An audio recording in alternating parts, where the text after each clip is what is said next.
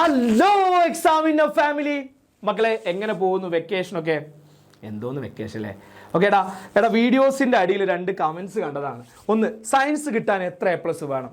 2, 5 A+ കിട്ടിയാൽ science കിട്ടുമോ? സത്യം പറഞ്ഞാൽ റിസൾട്ടൊന്നും വന്നിട്ടില്ല, അപ്പം തന്നെ 5 A+ ആണെന്ന് ഉറപ്പിച്ചു. ഓക്കെ, പക്ഷേ പറയാനുള്ളൊരു കാര്യമാണ്, ചിലർക്കൊക്കെ അങ്ങനെ ഡൗട്ട് ഉണ്ട് അല്ലേ? ഇത് നമ്മൾ എഴുതിയൊരു ഇത് വെച്ചിട്ട് നമ്മൾ എന്ത് ചെയ്യുക, നമ്മൾ പ്രെഡിക്റ്റ് ചെയ്യുന്ന മാർക്കാണല്ലോ. അപ്പോൾ അതായിരിക്കും നിങ്ങളുടെ മാർക്ക്, ഇതിനേക്കാളും കൂടുതലായിരിക്കും എന്തായാലും നിങ്ങളുടെ മാർക്ക്, നിങ്ങൾ പേടിക്കേണ്ട.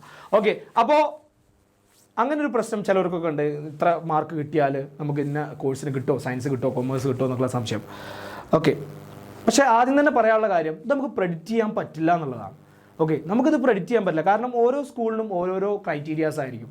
ചില സ്കൂളിൽ നമുക്ക് എന്ത് ചെയ്യും, 10 A+ കിട്ടിയാലും സയൻസിന് കിട്ടില്ല. 10 A+ ആയാൽ പോലും എന്തില്ല, സയൻസിന് കിട്ടില്ല. കാരണം അവിടെ 10 A+ ഉള്ളവരൊക്കെ എടുത്തിട്ടുണ്ടാവും. ചില സ്കൂളിലാണെങ്കിൽ ഇത്ര വേണ്ടെങ്കിൽ 5 A+, 6 A+ കിട്ടിയാലൊക്കെ നമുക്ക് സയൻസിനും അഡ്മിഷൻ കിട്ടും. ഓക്കെ, അപ്പോൾ നിങ്ങൾ ശ്രദ്ധിക്കേണ്ട ഒരു കാര്യം മക്കളെ, നിങ്ങൾ ശ്രദ്ധിക്കേണ്ട ഒരു കാര്യമുണ്ട്. നമ്മൾ ഇത്ര A+ കറക്റ്റ് പറയാൻ നമുക്ക് പറ്റില്ല. ഇത്ര A+ ഉണ്ടെങ്കിൽ ഇന്ന സ്കൂളിൽ അഡ്മിഷൻ, ഓരോ സ്കൂളിനനുസരിച്ച് എന്ത് ചെയ്തുകൊണ്ടിരിക്കും, നിങ്ങളുടെ ഏരിയയിലുള്ള സ്കൂളിനൊക്കെ അനുസരിച്ച് എന്ത് ചെയ്തിരിക്കും, അത് മാറിക്കൊണ്ടിരിക്കണം. പക്ഷേ നമ്മൾ ശ്രദ്ധിക്കേണ്ട ഒരു കാര്യമുണ്ട്. നിങ്ങൾ അപേക്ഷിക്കുന്ന സമയത്ത്, നിങ്ങൾ അലോട്ട്മെൻറ്റിന് കൊടുക്കുന്ന സമയത്ത് എന്ത് ചെയ്യണം, കുറച്ച് കാര്യങ്ങൾ ശ്രദ്ധിക്കണം. അത് നമ്മൾ വീഡിയോ ആയിട്ട് ആ സമയത്ത് കൊടുക്കാനുള്ള സമയത്തൊക്കെ ചെയ്യും, വിശദമായിട്ടുള്ള കാര്യങ്ങളൊക്കെ നമ്മൾ പറയും. പക്ഷെ എന്നാൽ പോലും ഇപ്പം ഞാൻ പറയുന്നത്, കാരണം കഴിഞ്ഞ കൊല്ലം ഒരു കുട്ടി അപേക്ഷിച്ച് വരികയാണ്, അലോട്ട്മെൻറ്റ് കൊടുത്തിട്ട് വരികയാണ്. അപ്പോൾ ഞാൻ അവനോട് ചോദിച്ചു, എങ്ങനെ കൊടുത്തോ? കൊടുത്തു സാർ, എല്ലാം സെറ്റാക്കിയായിരുന്നു. എങ്ങനെ കൊടുത്തത്? ഏതാ ഫസ്റ്റ് ഓപ്ഷൻ കൊടുത്തത്? അതൊന്നും അറിയില്ല സാർ, അത് അക്ഷയത്തിൽ ചേച്ചി പറഞ്ഞവരോട് കൊടുത്തു. ഓക്കെ, ചിലർ അവരെന്താണോ പറഞ്ഞത് അതുപോലെ കൊടുക്കും. പക്ഷെ ഒരു കാര്യമുണ്ട് മക്കളെ, അവരല്ല നിങ്ങളുടെ ഭാവി തീരുമാനിക്കുന്നത് കേട്ടോ. നമുക്ക് എന്ത് വേണം, നമുക്കൊരു ധാരണ വേണം എന്തായിരിക്കും, നമ്മൾ ഏതാണോ ഫസ്റ്റ് പ്രയോറിറ്റി, നിങ്ങൾ ഏതാണോ ഏറ്റവും കൂടുതൽ ആഗ്രഹിക്കുന്നത്, അതെന്ത് ചെയ്യണം, അതാണ് ആദ്യം കൊടുക്കേണ്ടത്. അതിൽ കുറേ ക്രൈറ്റീരിയാസ് ഉണ്ട് കേട്ടോ. പിന്നെ സെയിം പഞ്ചായത്താണെങ്കിൽ നിങ്ങൾ പഠിക്കുന്ന പഞ്ചായത്ത്, നിങ്ങൾ താമസിക്കുന്ന പഞ്ചായത്ത് സെയിം ആണെങ്കിൽ നമ്മൾ വെയിറ്റേജ് കൂടുതലായിരിക്കും. ഓക്കെ, ഇപ്പോൾ പുറത്ത് പഞ്ചായത്തുള്ള ഒരാൾ അത് ആ സ്കൂളിലേക്ക്, നിങ്ങളെ പഞ്ചായത്തുള്ള സ്കൂളിലേക്ക് അപേക്ഷിച്ചു, നിങ്ങളും അപേക്ഷിച്ചു, 2 പേർക്കും മാർക്ക് സെയിം ആണെന്ന് വിചാരിച്ചോളൂ, നിങ്ങൾ എടുത്തിട്ട് അവരെടുക്കൂ. കാരണം എന്താ, നിങ്ങൾക്ക് വെയിറ്റേജ് സെയിം പഞ്ചായത്താകുമ്പോൾ വെയിറ്റേജ് കൂടുതലാണ്.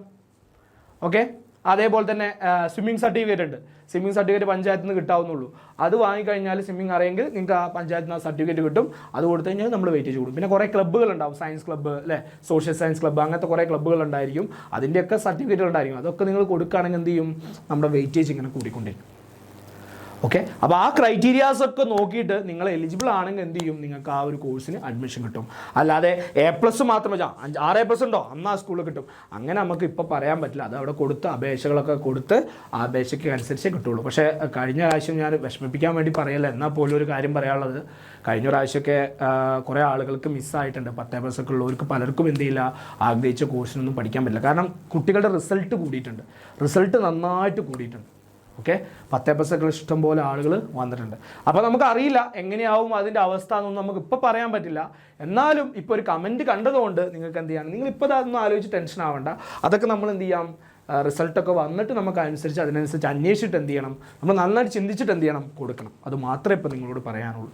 ഓക്കെ, റിസൾട്ട് നമുക്ക് കിട്ടട്ടെ, അടിപൊളിയാവട്ടെ. പിന്നെ വേറൊരു കാര്യം പറയാനുള്ളത്, SLCയിൽ മാർക്ക് കുറഞ്ഞു എന്ന് കരുതിയിട്ട് നിങ്ങളുടെ ഭാവിയുള്ള ജീവിതം മൊത്തം പോകണമെന്നില്ല.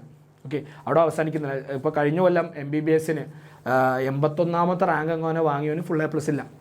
Okay, 5 A+, 6 A+ എങ്ങാണ്ടുള്ളൂ. എന്നിട്ട് അതേപോലെ 10ാം ക്ലാസ് കഴിഞ്ഞിട്ട് അവൻ എന്ത് ചെയ്തു, ഇതേപോലെ സയൻസിൽ അഡ്മിഷൻ കിട്ടാൻ വേണ്ടി നെട്ടോട്ട് ഓടിയിട്ടുള്ളൊരു സമയം ഉണ്ടായിരുന്നു. അത് കഴിഞ്ഞിട്ട് ഇപ്പോൾ MBBS ആയി. ഇപ്പോൾ അവനും ആ സയൻസിന് അഡ്മിഷൻ കിട്ടിയവർ ഒരുമിച്ചാണ് പഠിക്കുന്നത്. ഓക്കെ, അപ്പോൾ അതൊരു പ്രശ്നമാക്കിയിട്ട് നിങ്ങൾ എന്ത് ചെയ്യരുത്, എടുക്കരുത്. നമ്മൾ മറ്റേ വിക്രമാദിത്യത്തിൽ പറഞ്ഞ ഡയലോഗ് ഉണ്ടല്ലോ, വീഴുമ്പോഴല്ല നമ്മൾ പരാജയപ്പെടുന്നത് അല്ലേ, ആ വീണോടത്ത് നിന്ന് എഴുന്നേൽക്കുമ്പോഴാണ് നമ്മൾ എന്ത് ചെയ്യുന്നത്, വിജയിക്കുന്നത് ചെയ്തിട്ടുള്ളത്. അത് എണീക്കാനുള്ള മനസ്സ് വേണം. ഓക്കെ, അപ്പോൾ ഇപ്പോഴേ ടെൻഷൻ അടിച്ച് എന്ത് ചെയ്യണ്ട, നമ്മൾ ഉള്ള ഒരു കോൺഫിഡൻസ് കളയാൻ നിൽക്കണ്ട. നമുക്കത് കിട്ടും, നമ്മളത് വാങ്ങിയെടുക്കും തന്നെ മനസ്സിൽ ഉറപ്പിക്കുക. എന്നിട്ട് എന്ത് ചെയ്യുക, നമ്മുടെ എയിമിന് വേണ്ടിയിട്ട് പരിശ്രമിക്കുക. ഓക്കെ മക്കളെ, അപ്പോൾ ബൈ. അപ്പോൾ വീണ്ടും കാണും വരയ്ക്കും, സീ യു, ഗുഡ് ബൈ.